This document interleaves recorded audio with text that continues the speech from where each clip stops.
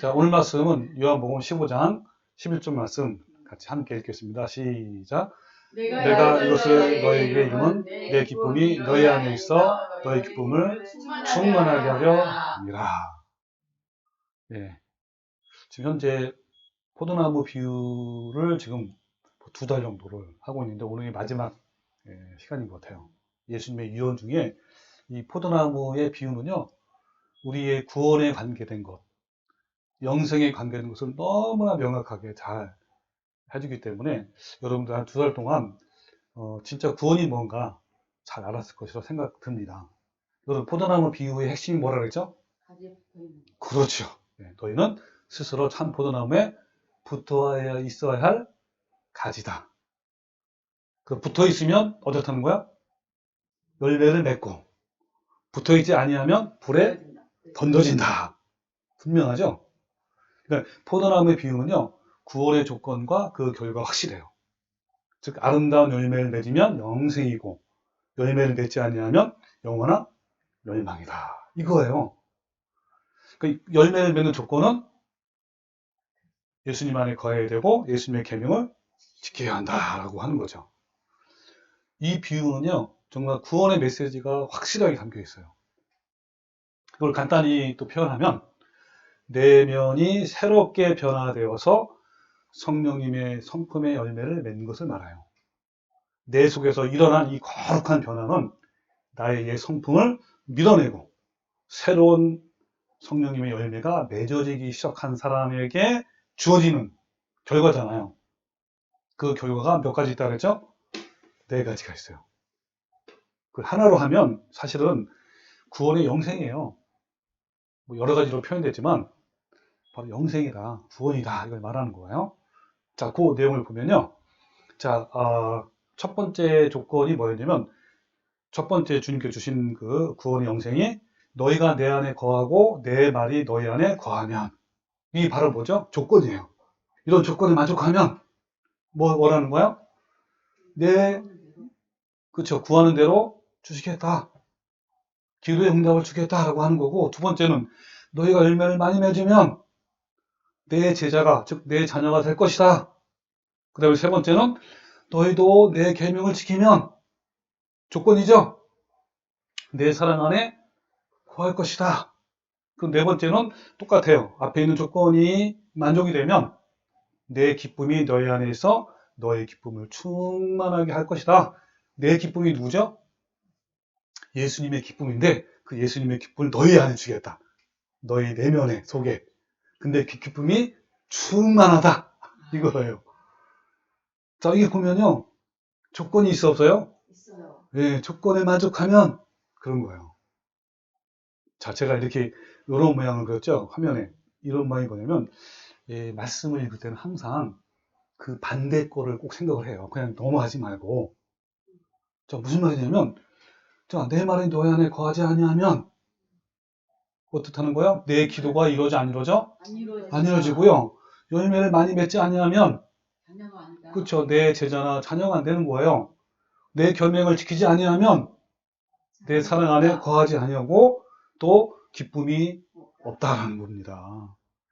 예, 이런 거를 볼 수 있어야만 우리가 성경에 더 깊이 할 수 있고 더 잘할 수 있고, 그래서 더 주님의 깊은 은혜까지 갈 수 있는 거예요. 여러분, 자, 그런 상태가 되면, 아까 반대거의 상태가 되면 과연 그 사람이 천국에 합당한 사람이 될까요? 현재 천국을 누리는 자가 될까요? 아니죠. 현재 천국을 누리지 아니하는 자는 미래적 하나님 나라에 결코 갈 수가 있었다? 없어요. 자, 그래서 우리는 이런 관점에서 늘 성경을 보면요, 깊은 깨달음을 보면서 자신의 영적인 상태를 되돌아보게 되고 깊은 회개도 하게 되고 또 주님을 경외하는 마음이 막 생기는 거예요. 그래서 우리가 말씀을 읽을 때 그냥 막 넘어가지 말고, 이런 거 나오면 이 반대권은 어떻지? 한번 생각도 해보고 묵상도 해보고, 이러면 더 주님의 말씀이 열린단 말이에요. 자, 그러면 지난주 설교를 간단하게 정리를 한번 해보겠습니다. 지난주 어떤 내용이었냐면 요한복음 10장 10절에 바로 세 번째 거, 그러니까 너희도 내 계명을 지키면 내 사랑 안에 거하리라 라고 하는 거예요. 사랑 안에 거하는 것이 뭐라 그랬죠? 간단히 말하면 바로 하나님과 영원한 이웃 관계에 있는 것으로 제가 표현을 했어요. 기억나죠? 근데 그 조건은 예수님의 계명을 지켜야 한다라는 조건이에요. 즉 뭐냐면 내가 그분의 사랑 안에 거하고 그분의 계명을 지키는 조건을 따랐을 때라야 나에 대한 그분의 사랑은 영원히 변하지 않는다라는 거예요. 다시 한번 정리해 볼까요? 어떤 조건일 때? 어떤 조건일 때 나에 대한 하나님의 사랑이 변하지 않는다고 영원히? 그렇죠. 예. 그런데 어떻죠? 현재는 많은 교인들이요. 예수님을 영접하고 구주로 고백하고 교회만 열심히 나가면 영원하다라고 이렇게 강조를 하고 있는 거야. 알고 있고. 자, 포도나무 비유를 보십시오. 전혀 그렇지 않잖아요. 천국은 예수님과 영원한 이웃 관계 속에 있는 사람들만 가게 되는 곳이에요. 자, 그러면 예수님의 계명이 뭐라 그랬죠? 어느 단체에서 말하는 안식을 지키는 것이 예수님의 계명입니까? 전혀 아니죠. 그래서 여기 요한복음 15장 12절에 내 계명은라고 그랬어요. 내 계명은 곧 뭐라고? 내가 너희를 사랑한 것 같이 너희도 서로 사랑하라. 이게 바로 예수님의 계명이에요. 예수님께서는 서로 사랑으로 하셨는데 그러면 또 그 사랑은 무엇일까요? 네, 계명을 지키는 것이고 그 사랑을 구체적으로 표현한 것이 뭐죠? 그렇죠. 여기서 사랑은요. 부패한 인간의 마음에서 나오는 인간적인 사랑이 아니라 고린도서 13장에 나오는 해 아가페, 즉 그 사랑, 그 사랑인 거예요. 그 사랑은 바로 십자가의 사랑인데 이 프리즘을 통해서 쫙 통과하면 몇 가지요? 15가지의 성품들이 나옵니다. 네, 여러분 인간적인 사랑은 각자 달라도 성령 열매인 그 사랑은 하나예요. 바로 십자가의 사랑인 거예요. 그래서 우리 지난번에 했지만 다시 한번 해봅시다. 자, 제가 흰색 글씨를 읽고요. 여러분 노란색 글씨만 읽으면 돼요. 그 사랑은 오래 참습니다. 그 사랑은 온유합니다. 그 사랑은 시기하지 않습니다. 그 사랑은 자랑하지 않습니다. 그 사랑은 교만하지 않습니다. 그 사랑은 무례히 행하지 않습니다. 그 사랑은 자기의 유익을 구하지 않습니다. 그 사랑은 성내지 않습니다. 그 사랑은 악한 것을 생각하지 않습니다. 그 사랑은 불의를 기뻐하지 않습니다. 그 사랑은 진리와 함께 기뻐합니다. 그 사랑은 모든 것을 참습니다. 그 사랑은 모든 것을 믿습니다. 그 사랑은 모든 것을 바랍니다. 그 사랑은 모든 것을 견딥니다. 네. 자, 우리가요, 하나님을 이웃으로 사랑한다고 하면서 이 15가지의 성품들이 나타나지 않는다면 그것은 인간적인 사랑이지 그 사랑이 아니라는 거예요. 여러분, 이 15가지의 이 사랑이요, 예수님이 이 땅에서 십자가를 지고 가실 때 다 나타내셨던 예수님의 성품이에요. 여러분, 하나님의 그 사랑은 죽어야만 이루어지는 사랑입니다. 예수님의 그 사랑은 십자가의 죽음이 만든 사랑이에요. 그래서 우리에게도 그 사랑이 만들어지려면 내 안에 있는 자아의 죽음이 필요한 거예요. 그걸 통해서 나온 것이 바로 그 사랑인 거예요.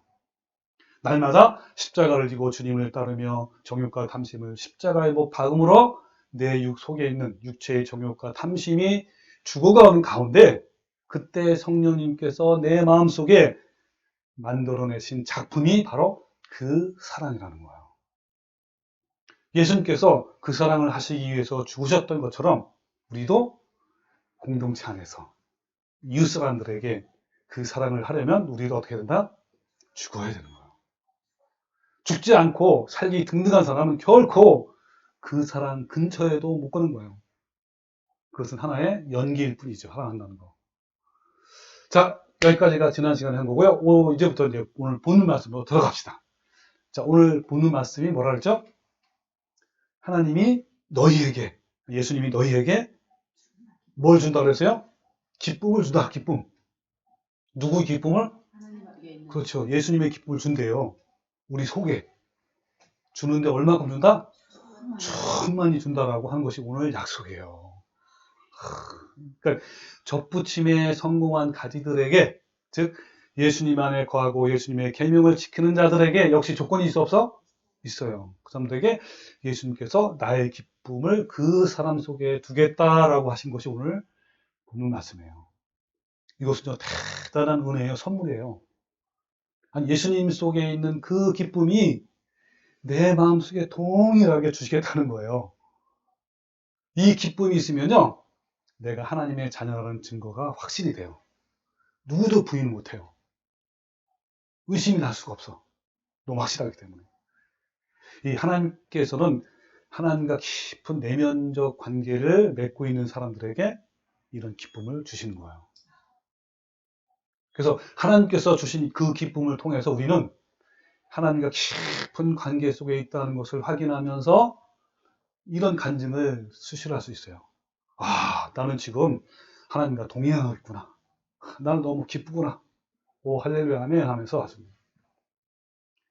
하나님께서는 자신과 깊은 관계 속에 있는 사람들에게 먼저 은혜를 베푸셔요. 그 은혜가 사람에게 전달될 때 나타내는 것이 바로 기쁨이에요. 은혜는 하나님께서 베푸시는 것이고, 기쁨은 그 은혜를 받은 사람이 느끼는 감정입니다. 그러므로 기쁨은 은혜로부터 오는 거예요. 예수님은 우리들에게 이렇게 하는 거죠. 내 기쁨은 위로부터 오는 기쁨이기 때문에 이 세상이 주는 기쁨의 종류와 깊이가 완전히 다르다라고 말씀하신 거예요. 그러니까 내 기쁨은 아버지께로부터 온 것이며 하늘의 것이고 인격적이고 내면적인 것이다 라고 말씀하시면서 예수님께서는 이러한 기쁨을 우리에게 주시겠다고 한 거예요. 그러니까 은혜로부터 기쁨이 오기 때문에 기쁨과 은혜는 어때요? 같은 거야. 뿌리는 같은 거란 말이에요. 그러면 여러분, 은혜를 헬라어로 뭐라고 하세요? 많이 들어봤을 거예요. 은혜. 카리스. 많이 들어봤죠? 카리스. 그 다음에 은사. 또 은사가 있는데 은사를 뭐라고 하는지 아세요? 카리스마. 네, 이렇게 표현합니다. 여러분, 은혜는 다 알잖아요. 그죠? 근데 그 은혜의 선물이 은사예요. 그래서 카리스는 은혜인데 카리스마는 카리스 플러스 마 합성어예요. 카리스는 은혜고 마는 뭐냐면 이런 상태입니다. 즉 어떤 동작이 되풀이되어서 완성이 된 상태를 말해요. 그러니까 무슨 말이죠? 카리스가 그렇죠. 지속되고 지속돼서 최대치에 이르렀을 때 그걸 카리스마라고 이제 하는 거예요. 즉 은혜를 받고 또 받고 또 받으면 그것이 은사가 되는 거예요. 그 은사 중에 하나가 바로 기쁨이라는 거예요. 하나님이 은혜로 주신 기쁨의 은혜는 여러분 완전해요. 불완전하지 않습니다. 그러나 세상이 주는 기쁨은 일시적이고 불완전한 만족이 되지만 하나님이 은혜로 주신 기쁨은 영원하고 완전한 만족을 주시는 최고의 최상의 기쁨이에요. 그러니까 하나님으로부터 은혜가 부어지게 되면 그 사람에게 먼저 기쁨이 오게 되고 그 은혜가 지속되고 지속되면 기쁨을 넘어 카리스마, 은사가 생기게 되는 거예요. 그러므로 은사는 홀로 존재하는 것이 아니라 은혜와 기쁨의 결정체입니다. 자, 그러면 이 기쁨의 은사를 어떻게 계속 공급을 받을 수 있을까요? 한 번 구원만 받으면 기쁨의 은사가 내 안에 계속 충만할까요? 그렇죠. 포도나무에 비해서는 전혀 아니라고 말씀합니다. 가지가 열매를 많이 맺으려면, 즉 내 안에 예수님의 기쁨이 충만하려면 예수님 안에 거해야 되고 예수님의 계명을 지켜야 한다라고 이렇게 분명하게 조건이 있는 거예요. 여러분, 이런 말씀이 있죠. 여기 있다 저기 있다도 못하리니 하나님 나라는 너희 안에 있느니라 라고 예수님이 말씀하셨습니다. 바로 그곳이 우리 안에 있는 이 천국. 자, 여러분 앞에서도 말했지만요. 이 땅에서 주님이 주시는 천국의 기쁨을 누리지 못한다면 현재 우리가 그 사람이 어떻게 미래적 하나님 나라의 백성이 될 수 있을까요? 없죠, 그죠? 주변에 은사를 외치는 사람이 너무나 많아요. 요즘은요, 은사 아니면 아무것도 아니에요. 근데 만약 그런 은사를 가진 사람들이 하나님의 은혜와 기쁨을 가지고 있지 않다면 그 은사는 어때요? 가짜일까요? 진짜일까요? 가짜임이 틀림없어요. 왜냐하면 은사는 반드시 은혜와 기쁨을 동반하기 때문에 그런 거예요. 은사를 받았다고 하는 사람이 그 마음속에 독한 시기와 다툼과 혼란과 악한 것들을 가지고 있다면 그런 사람들을 경계하고요. 대수점 피하는 게 좋아요. 그런 은사는요, 능력도 아니고 권능도 아닙니다. 그런 은사는 땅 위의 것이요, 정계의 것이요, 귀신으로부터 오는 은사라고 성경에서 분명하게 말씀하고 있어요. 여러분, 때로는요, 오히려 은사를 가지고 있던 사람이 은사를 받아가지고 막 이렇게 사용한다는 사람들이 종종 날카롭고 막 대리적이고 이기적이고 정욕적이고 짜증내고 막 까칠하고 논쟁을 일삼는 기질을 가지고 있어요. 이것은 그 은사는 결코 하나님으로부터 온 은사가 아닙니다. 은사를 가진 사람들은 세상에 소망을 두지 않고 오직 하늘에만 소망을 두기 때문에 어떻죠? 세상적인 고난과 불편함으로 인해서 마음이 우울하거나 원망하지 않고 오히려 세상과 구별된 거룩한 삶을 살아가잖아요. 그런데 그렇지 못한 사람이 아무리 큰 은사를 받았다고 하여도 그것은 마귀로부터 온 은사예요. 뭐 예를 들면 방언의 은사, 병 고치는 은사, 능력의 은사 많잖아요. 그렇다는 겁니다.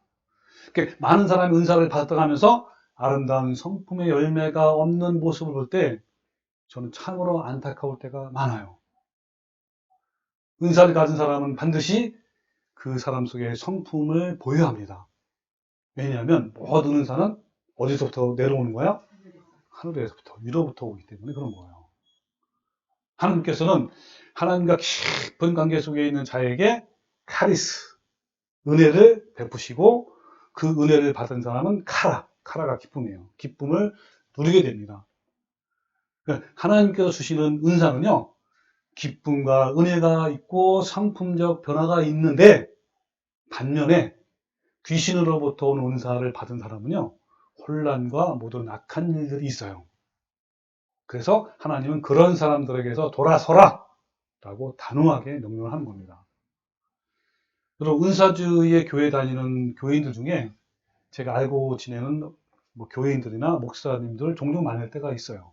제가 그쪽 계통에 5년 이상을 다녔기 때문에 깜짝 놀랄 때가 많아요. 만나면. 그렇게 많은 은사를 받았다고 하는 사람들이 자신의 아내와 남편들에게 원망과 독한 말을 하는 그런 성품들도 많이 보았고요. 또한 자신과 동역하는 목사가 자신에게 불이익을 주었다고 막 저주와 독한 말을 하는 목사들도 종종 보게 됩니다.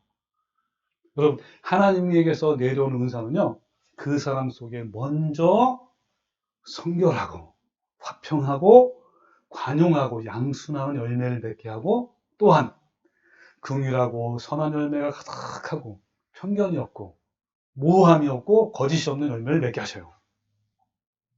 은사를 받았다고 하는 자가 성결함이 없고 화평함도 없고 관용과 양순과 긍휼이 없다면 그런 자는 그 은사는 땅의 것이요 귀신으로부터 오는 은사라는 거예요.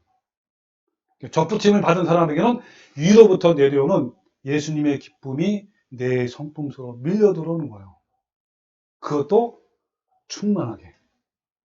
그래서 충만하다라는 헬라어가 프로론인데 컵에다 물을 붓잖아요. 막 부으면 넘쳐오르는 그 상태를 말해요. 이것은 예수님의 그 기쁨을 너희 속에 이처럼 충만하게 흘려 보내주겠다라는 약속이에요. 여러분, 그 은혜가 여러분 지금 마음속에 넘칩니까? 아멘이에요? 근데 여러분, 3일을 못 넘기는 기쁨이라는 내용을 제가 어떤 목사님의 그 리얼하게 표현한 글을 조금 인용하고 좀 변경해서 제가 간단히 소개를 할게요. 3일을 못 넘기는 기쁨. 그 주인공이 누군지 아세요? 아마 요즘에 우리 농부가 우리 분들 이렇게 읽었을 거예요. 성경을 창세기부터 출애굽기. 출애굽기 다 읽었어요? 지금 읽는 중이죠, 그죠? 그 주인공이 바로 출애굽을 한 이스라엘 백성이에요. 여러분, 출애굽 때 보면 그 내용을 보면요. 아마 역사 이래로 이스라엘 백성의 가장 크고 엄청나고 기절할 정도의 기쁨은 바로 출애굽의 기쁨일 거예요. 그러니까 노예였던, 노예 생활했던 이스라엘 민족이 이집트에서 탈출하는 것이 출애굽이라고 그래요. 자, 그들은요, 어땠죠? 그 이집트, 애굽에서 400년 동안 종살이를, 노예를 한 거예요. 하루아침에 자유의 몸이 되었어요. 그들의 힘이나 노력으로 된 것이 아니라 오직 하나님의 은혜로 된 거예요. 하나님의 주권적인 역사로. 뿐만 아니라 금은 보화를 한 움큼씩 막 손에 쥐고 재산을 다 듬뿍듬뿍 해가지고 홍해를 건넜는데 그것도 배를 타고 건넌 것이 아니라 하나님께서 열어놓으신 바다를 쫙 열어가지고 바닷속을 막 걸어서 막 출애굽한 거예요. 어마어마한 기적으로. 그런데 얼마나 기쁜지 한번 상상해 보시죠. 그래서 그들은요, 펄펄 뛰기도 하고, 뒹굴기도 하고, 막 울기도 하고, 너무 기뻐서 춤추기도 하고, 서로 막 부둥켜 안고 고생했던 옛 이야기를 하느라 잠을 설치기도 하고, 소리 높여 노래도 하기도 했어요. 그런데 이어 충격적인 일이 일어나고 말았어요. 기절할 정도의 기쁨으로 주체할 수 없었던 그들은요, 그로부터 딱 3일 뒤에 이 광야라는 현실 앞에서 물이 없어 갈증이 생기자마자 무너지기 시작한 거예요. 물이 없어 갈증이 생긴 그 문제는 어느 정도 이해돼요. 그러나 아무리 그래도 그렇지. 그들이 기절할 정도로 기뻤던 출애굽 사건, 홍해를 건넌 그 기쁨이 그저 어느 정도 간직하고 있어야 되지 않을까요? 그렇죠? 아무리 그래도 그러나 그렇지 않았습니다. 그들의 기쁨은 고생과 광야라는 현실 앞에서 급속하게 식기 시작했고 불평과 원망이 신속하게 고개를 들기 시작한 거예요. 어쩌면 그들의 그 모습은요, 오늘 우리의 모습이기도 해요.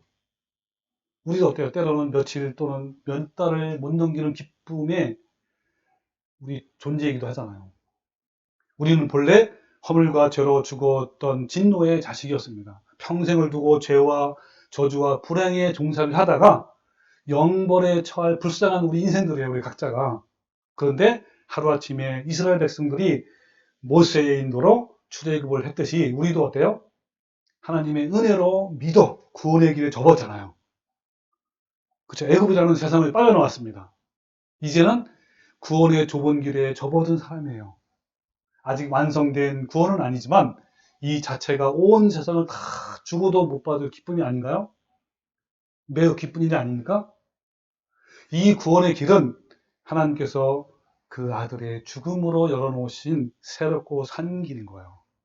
그것은 오직 하나님의 은혜이며 보다 선물인 거예요. 그런데 어때? 우리 때로는 우리의 기쁨이 어떻죠? 돈 몇 푼 앞에서, 또 육체의 연약함 앞에서, 또 실패 앞에서, 또 내 뜻대로 이루어지지 않는 그 현실 앞에서 우울해지기도 하고 무너지기도 하고, 또 목이 마르다는 이유 앞에서, 내 앞에 가로놓인 고난의 앞에서, 사방이 막힌 현실 앞에서 우리의 구원의 그 감격도, 또 예배를 통해 얻은 기쁨도 얼마 못 가고, 또한 말씀을 통해서 얻은 행복감도, 또 기도를 통해 얻은 그 감사도 며칠, 몇 달을 못 넘길 수가 있어요. 그러기도 합니다. 근데 아니, 어떻게 그 은혜를 망각할 수 있단 말입니까?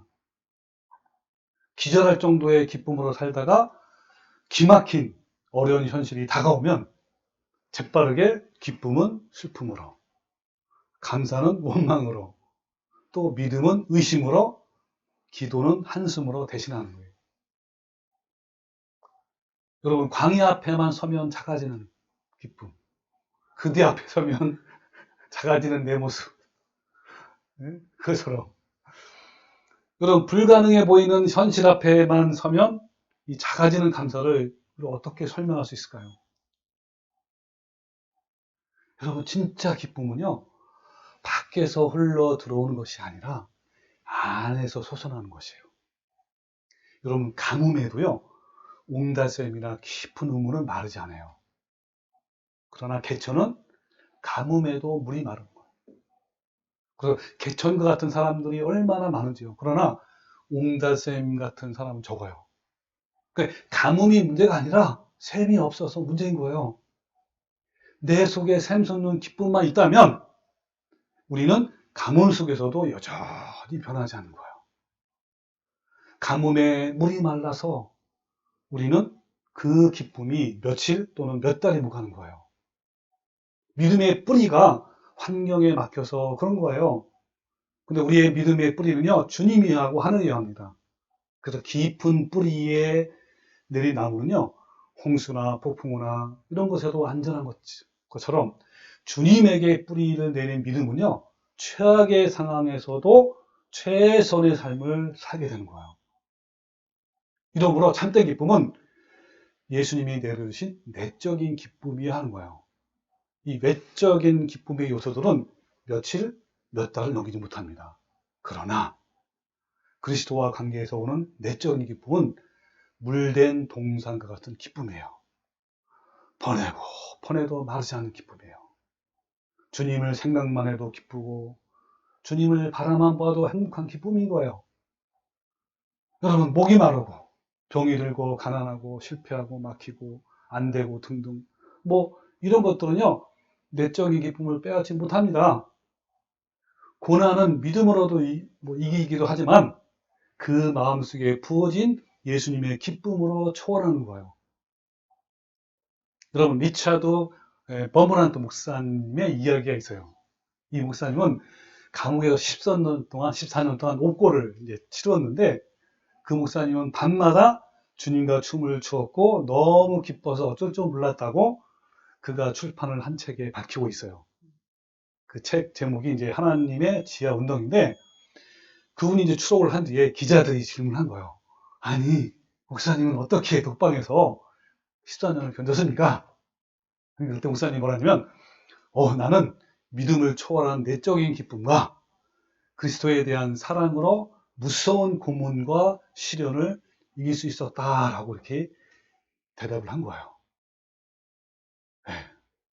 여러분, 주님은요 우리에게 뭐라냐면 항상 기뻐하라고 그랬어요.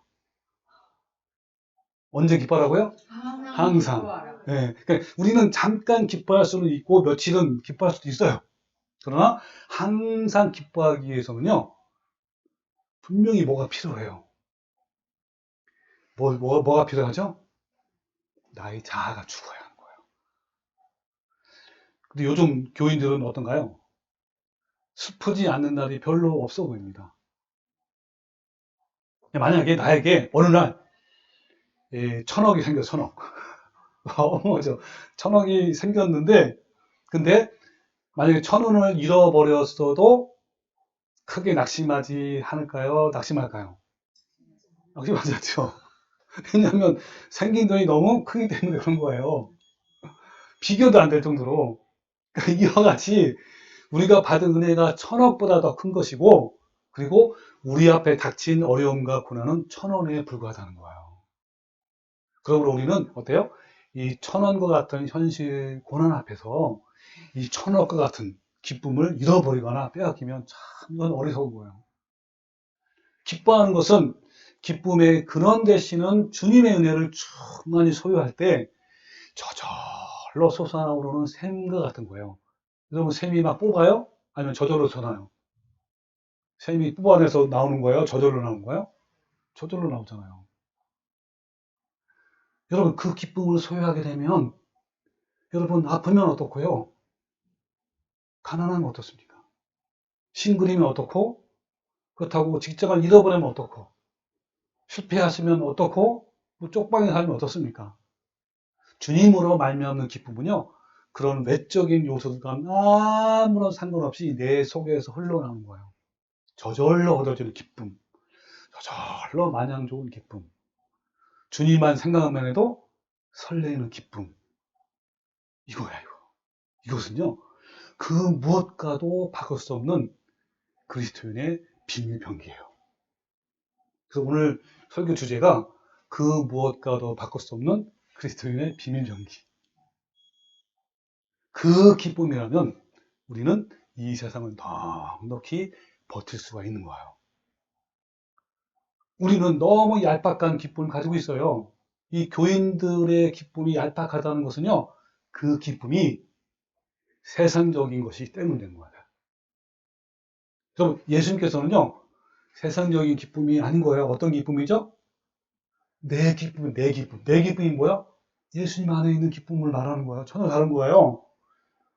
여러분, 이 예수님께서 우리들에게 주시는 기쁨은요, 며칠, 몇 달을 못 넘기는 기쁨이 아니라 천상의 기쁨이고 하나님과의 깊은 관계 속에서 솟아오르는 샘처럼 그런 기쁨이라는 말이에요. 이 기쁨을 너희 안에 충만히 주겠다. 내 기쁨은 결코 상황적인 기쁨이 아니다라고 예수님이 아주 강력하게 말씀하는 거예요. 이 기쁨을 우리는 이제 존재론적인 기쁨이라고 하는 거예요. 하나님과 나 사이에 맺어진 그 존재론적인 기쁨이에요. 이 세상과 구별되고 깊이와 종류가 다르고 그 맛이 완전히 다른 기쁨이 바로 예수님의 기쁨인 거예요. 자, 성경을 볼까요? 요한복음 17장 13절 같이 읽겠습니다. 시작. 내가 아버지께로 가오니 내가 세상에서 이 말을 하는 것은 그들로 내 기쁨을 그들 안에 충만히 가지게 하려 함이라. 자, 그렇죠.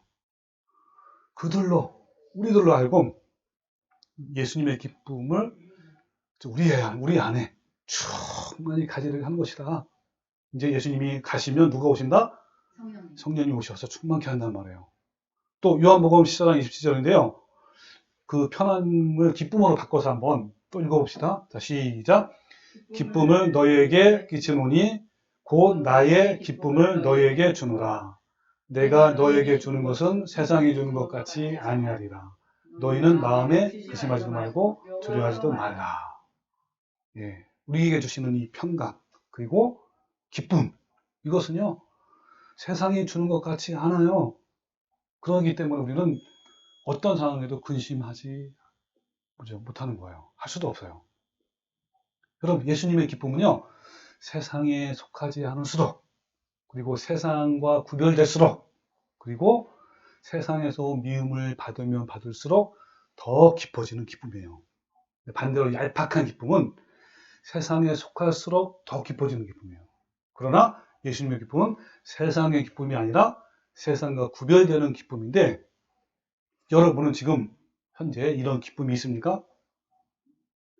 세상과 구별되는 기쁨과 또 세상의 것을 잃어버릴수록 기뻐하는 그런 기쁨은요, 결코 이런 외적인 어떤 환경적인 기쁨이 아니라 존재론적인 기쁨이라는 거예요. 이 기쁨은 어떤 상황에서도 여전히 기뻐하는 기쁨인 거예요. 여러분, 성경에서요, 험악한 인생을 살았다고 고백한 인물이 있어요. 누구일까요? 야곱, 맞습니다. 창세기 28장에 야곱이 그의 인생을 아주 힘들게 살았던 이유를 우리가 알 수가 있어요. 야곱의 작은 생각, 정말 째째한 그 생각 하나, 그거 하나 때문에 그의 인생 20년 동안 아주 고달프게 된 거예요. 그걸 한번 같이 봅시다. 창세기 28장 20절의 말씀인데요. 세 번역으로 된 거야. 같이 읽게 시작. 야곱은 이렇게 맹세했습니다. 하나님께서 저와 함께 해주시고 이 여행길에서 저를 지켜주시고 먹을 음식과 입을 옷을 주셔서 무사히 아버지의 집으로 돌아갈 수 있게 해주시면 여호와를 저희 하나님으로 섬기겠습니다. 내가 기둥처럼 세운 이 돌은 하나님의 집에 될 것입니다. 하나님께서 저에게 주신 모든 것의 10분의 1을 하나님께 바치겠습니다. 자, 여기서 이 조그마한 생각이 뭐죠? 뭐를 걸었죠? 이 야곱이? 조건을 먼저 걸었죠? 네? 네. 정말 우리 전에 배웠던 거 11시 일꾼들은 어떤 거죠? 어떤 조건이 있어요? 없어요? 전혀 없잖아요. 그는요, 이 야곱은 20년 동안 조건적이고 상황적인 사람이었어요. 그러니까 만약 하나님께서 이렇게 해주신다면 나도 해드리겠다. 라는 조건을 내건 거예요. 그 조건을 무엇인지 다시 보면요. 하나님께서 저와 함께 해주시고 이 여행길에서 저를 지켜주시고 먹을 음식과 입을 옷을 주시고 무사히 아버지 집에 갈 수 있게 해주신다면 뭐예요? 즉 이러한 조건이 이루어진다면 제가 하나님의 집도 세워드리고 11조도 하고 그에 열심히 나가고 헌금도 하고 부제도 하고 이렇다는 거예요. 오늘날 말하면 우리 남편이 승진도 하고 우리 자녀가 대학도 가고 장사도 잘 되고 대박 나고 이러면 내가 주님께 열심히 하겠다 이러는 겁니다.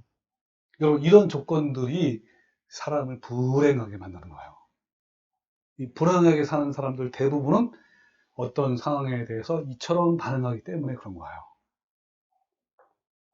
여러분 제가 심리학적인 용어를 제가 하나 들어볼게요. 이 심리학적으로 사람들 가운데 두 종류의 사람이 있어요. 하나는 대응적인 사람이고 또 하나는 주도적인 사람. 자, 어떤 사람이라고요? 주도적인 사람. 두 사람. 대응적인 사람과 주도적인 사람. 이것을 잘 설명해주는 이론이 뭐냐면 운전자 이론이 있어요. 그러니까 운전자 중에 두 가지 종류가 있대요. 하나는 드라이브맨. 이거는 이제 능력대로 하는 거죠. 그 다음에 드라이브의 이제 그 과거분사가 드리븐맨. 수동태라는 수동. 운전을 당하는 거죠. 그러니까 대응적인 사람은 드리븐맨으로 운전을 당하는 사람이에요. 그러니까 상황에 따라 내 인생의 운전이 달라지기 때문에 쫓겨다니고는 사람이라고 하는 거예요.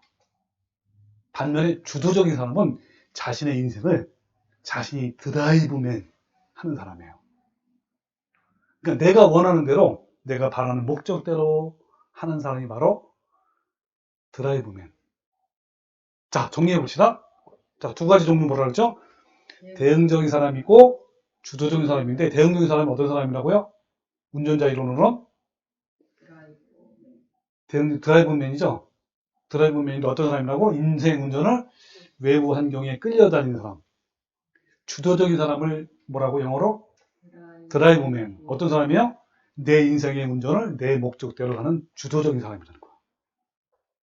상황적인 기쁨을 가진 사람은 사람들을 대응적인 사람이라고 하는데 이 대응적인 사람은 상대방의 감정이나 환경에 따라서 수시로 내 자신이 변화하는 거예요. 그러니까 상대방이 나를 불쾌감을 주면 내가 불쾌해지고 상대방이 나에게 잘해주면 나도 그렇게 또 잘해주는 거예요.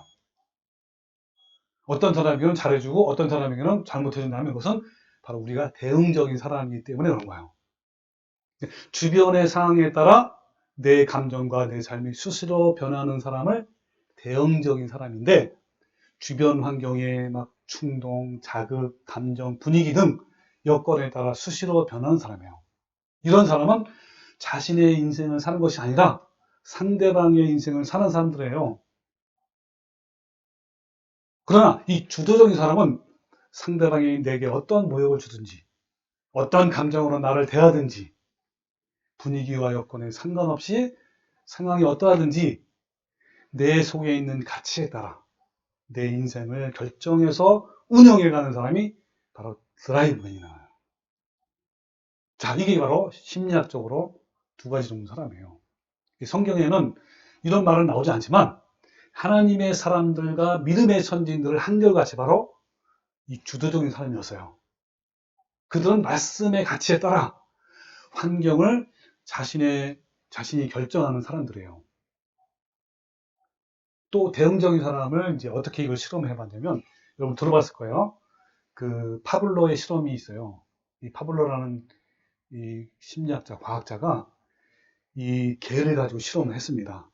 어떻게 했냐면 이 정해진 시간에 개에게 밥을 줄 때는 항상 먼저 종을 땡땡 치고 밥을 주는 실험을 한 거예요.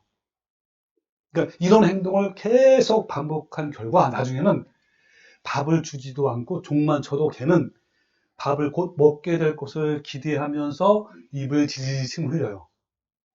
이게 바로 조건반사라고 하는 거예요. 저도 이제 우리 아침마다 우리 해피를 그렇게 해요. 정해진 시간 되면 맛있는 간식을 막 주는데 줄 때는 항상 이 간식 봉지 있어요. 막 흔들고 통을 막 흔들어줘요. 먼저. 그러면 내가 막 기뻐하다가 또 받을 자세를 딱 취로 이렇게 예. 그래서 이제 벌떡 받아먹는데, 그것처럼. 그래서 이 파블로프는요, 이 실험을 사람에게도 적용해 봤어요. 그 결과, 사람도 어떤 조건을 주어지냐에 따라서 그 조건에 반응한다라고 이제 증명된 거예요. 그 대다수의 사람들에게는 이 실험이 맞아요. 그런데 이 말이 100% 틀린 사람이 있어요. 어떤 사람들이요? 심리학적으로는 주도적인 사람이고, 바로 성경에서는 믿음의 사람들. 여러분, 반면에 이 대부분의 이 대응적인 사람들은요, 파볼로프의 실험에 나오는 개와 같아요. 그러니까 자극을 주면 반응하는 거예요. 상대가 화를 내면 나도 화를 내고, 상대가 나를 모욕적으로 대하면 나도 모욕적으로 대하는 거예요. 내가 예전에 그랬어요. 아주 완전히 개였어. 즉각적으로 반응한 거예요. 왕왕 부는 거거든요. 대형적인 사람들 중에 대표적인 사례가 우리 아까 앞에 설명했는데 바로 출애굽과 홍해의 기쁨에도 불평하고 원망한, 그죠? 광야를 만났을 때 누구죠? 이스라엘 백성의 태도가 바로 대응적인 사람이에요.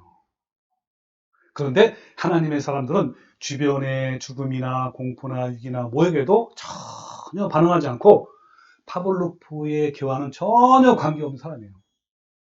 가난해도 부해도 명예가 박탈당해도 모욕을 당해도 아무런 내적인 변화가 없는 사람입니다. 왜냐하면 그는 하나님의 말씀에 따라 자신이 어떤 선택을 할 것인지를 아는 사람이기 때문에 그런 거예요. 그러나 너무나 많은 사람들이 어떤 상황이나 조건에 따라 변화하는 거예요. 그러나 주도적인 사람은 어떤 상황이나 타인이 나를 비웃고 모욕하고 웃고 나를 조롱하고 핍박해도 목숨을 위협을 받아도 전혀 개의치 않는 사람인 거예요. 자, 그러한 상황 속에서 오직 한 분만 기뻐하면 되는 거예요. 자, 대표적인 인물 바울을 보십시오. 자, 바울. 한번 빌립보서 4장 11절 말씀 같이 읽어볼까요? 시작. 내 처지가 힘들어서 이렇게 말하는 것은 아닙니다. 내가 가진 것에 만족하지 있으며 어떠한 환경에서도 감사하는 법을 배웠습니다. 가난을 이겨낼 줄도 알고 부유함을 누릴 줄도 압니다. 배부를 때나 배고플 때나 넉넉할 때나 궁핍할 때나 어떤 형편에 처해서도 기뻐하고 즐거워합니다. 내게 능력 주시는 그리스도를 통하여 나는 모든 것을 할 수가 있습니다. 여러분, 이런 고백을 하십시오. 얼마나 위대한 고백입니까? 어떤 문제 앞에서, 광야 앞에서, 꽉 막힌 그런 앞에서 흔들리고 마음이 우울하고 뒤숭숭하고 이건 아니라는 거예요. 이 사도 바울의 이 고백. 이 바울은요, 주도적인 사람이에요. 이 사람은요, 궁핍한 환경에서나 물질이 넉넉할 때나 배가 불러도 고파도 명예가 있고 없어도 사람들이 나를 죽이려고 협박을 당하더라도 나는 이러한 환경에 전혀 개의치 않는 일체의 비결을 배웠노라. 그것은 내게 능력 주는 자 그분이 결정하는 문제다라고 당당하게 고백하는 거예요. 이와 같이 주도적인 사람은요, 모든 행동과 감정의 선택을 하나님 말씀에 비추어서 자기가 선택해 나가는 사람이에요. 그러면 여러분은 지금 현재 대응적인 사람입니까? 아니면 주도적인 사람입니까? 누가 잘 산다는 이야기만 들어도, 또 누가 잘 나간다는 이야기만 들어도 기가 죽는다면 그 사람 속에는 예수님의 기쁨이 없다는 증거예요. 여러분 드리븐맨입니까? 드라이버맨입니까? 대응적인 사람과 주도적인 사람이 둘 다 죽을 병에 걸렸다면 여러분 각각 어떻게 반응을 할 것 같아요? 대응적인 사람은 자신의 시한부 선고를 듣고 낙심하고 두려워하고 절망해서 자신의 인생을 망가뜨린 그 사람을 원망하고 결국은 하나님을 원망할 거예요. 아니 도대체 내가 무엇을 잘못했길래 이런 불행이 오는 거야 하면서 저주를 퍼붓기도 하는 거예요. 그러나 믿음의 사람들은 똑같은 이야기를 들어도 내 속의 내면의 가치에 따라서 하나님의 말씀에 따라서 내가 어떻게 내 감정과 내 삶을 결정해야 하는가? 죽음이라는 상황 앞에서 하나님께 내게 주신 말씀은 무엇인가? 이런 거를 생각하는 사람들인 거예요. 처음에는 혹시 슬퍼하고 원망하는 마음이 들겠지만 사람이기 때문에 그는 하나님의 말씀으로 말미암아 항상 기뻐하기로 또 소망하기로 또 항상 감사하기로 내 마음과 감정을 정하게 돼요. 흔들리지 않아요. 그리고 낙심하지 않기로 인생의 행동 방침을 정하게 되고 그렇게 살아가는 것이 바로 주도적인 사람인 거예요. 비록 한 달을 살더라도 아니 일주일 살더라도 주어진 말씀에 따라 그 삶의 가치와 자세가 변하지 않는 사람이 바로 믿음의 사람이라는 거예요. 상대방이 내게 불쾌감을 주었다고 화를 내었다고 또 금빛 낯빛이 변한 사람이 그냥 대응적인 사람이에요. 그러나 주도적인 사람은 상대방이 비록 그렇게 하더라도 말씀의 가치를 따라서 인내하기로 결정하고 긍휼을 베풀기로 선택한 사람인 거예요. 네, 바로 이 사람들이 주도적인 사람. 그 하나님의 사람의 공통점은요, 하나같이 다 주도적인 사람이에요. 사자굴의 앞에 있던 다니엘도, 뜨거운 풀무불 앞에 있던 다니엘의 세 친구도 마찬가지예요. 사자가 그의 삶을 결정하는 것이 아니라, 뜨거운 풀무불이 내 인생을 결정하는 것이 아니라, 내가 내 인생을 하나님 말씀으로 결정하는 거예요. 이것이 하나님 말씀을 소유한 인간 사람들의 특징입니다. 이들이 바로 이 말씀이 그들의 내면에 들어있는 사람이에요. 어떤 사람은 내가 열심히 기도해서 병 낫거나 물질이 생기거나 자녀가 잘 되면 하나님 감사해요, 하나님 사랑합니다 라고 고백하고 막 한정도 해요. 그러다가도 그렇게 안 되면 그냥 우울해지고 슬퍼한다면 그 사람은 대응적인 사람이요, 천박한 사람이에요. 예수님의 사랑 안에 거하고 그 계명을 지키는 사람은 하박국의 선지자의 고백처럼 뭐라 그랬죠 지난번에? 비록 무화과나무에 열매가 없고 감람나무에 소출이 없어도 누구로 말미암아? 여호와 하나님 그분 자체만으로 기뻐하는 사람들이에요. 여러분이 주시는 기쁨은 몇 달도 못 가서 없어지는 그런 대형적인 기쁨이 아니라 주도적인 기쁨인 거예요. 상황에 따라 변하는 기쁨이 아니라 하나님께 고정된 그런 기쁨인 겁니다. 오늘 이 말씀이 바로 예수님의 유언의 말씀이에요. 이 유언의 설교를 하신 후에 예수님은 이제 바로 잡힐 거잖아요. 잡혀서 십자가에 달리실 것입니다. 죽음을 목전에 두고 말씀하신 이 말씀이 바로 오늘 본문 말씀이라는 거예요. 바로 내가 이것을 너에게 이름은 내 기쁨이 너의 안에 있어 너의 기쁨을 충만하게 하려 함이라 그런 거예요. 여러분, 우리 모두 예수님의 무한한 기쁨이 여러분 안에 충만하시기를 주님의 이름으로 축원합니다. 아멘.